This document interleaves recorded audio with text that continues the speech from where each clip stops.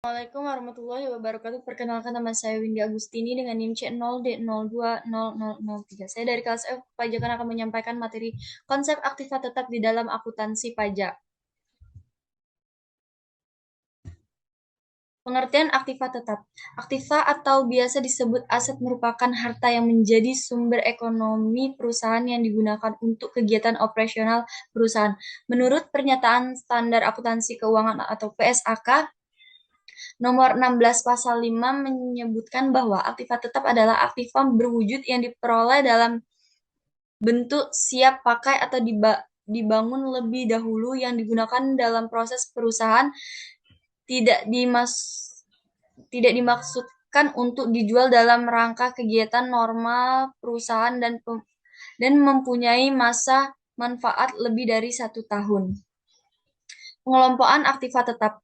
Yang pertama, yang umumnya tidak terbatas seperti tanah untuk letak perusahaan pertanian dan peternakan. Yang kedua, yang umumnya terbatas dan apabila sudah habis masa penggunaannya dapat diganti dengan aktiva yang sejenis, misalnya bangunan, mesin, alat-alat, mebel, dan lainnya.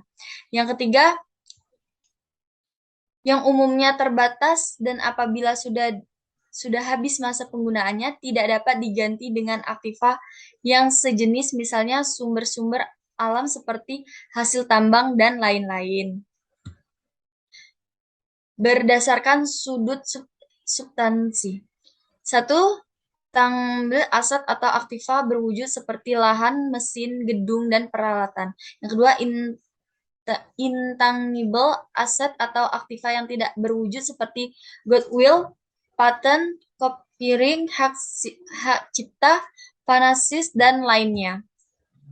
Berdasarkan sudut disusutkan atau tidak. Yang pertama, depreciate plan aset, yaitu aktiva tetap yang disusutkan seperti building atau bangunan, equipment atau peralatan, machinery atau mesin, inventaris, jalan, dan lainnya.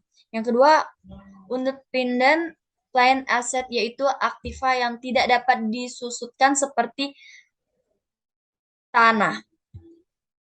Jenis-jenis aktiva tetap. Yang pertama adalah lahan. Lahan adalah bidang tanah terhampar baik yang merupakan tempat bangunan maupun yang masih kosong. Dalam akuntansi, apabila ada lahan yang didirikan bangunan di atas, harus dipisahkan pencatatan dari lahan itu sendiri. Yang kedua, bangunan gedung.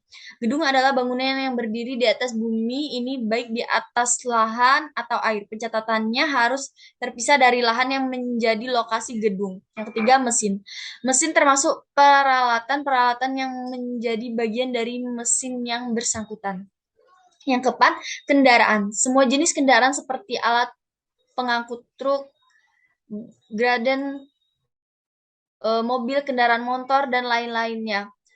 Perabotan dalam jenis termasuk perabotan kantor, perabot laboratorium, perabot pabrik yang merupakan isi dari suatu bangunan.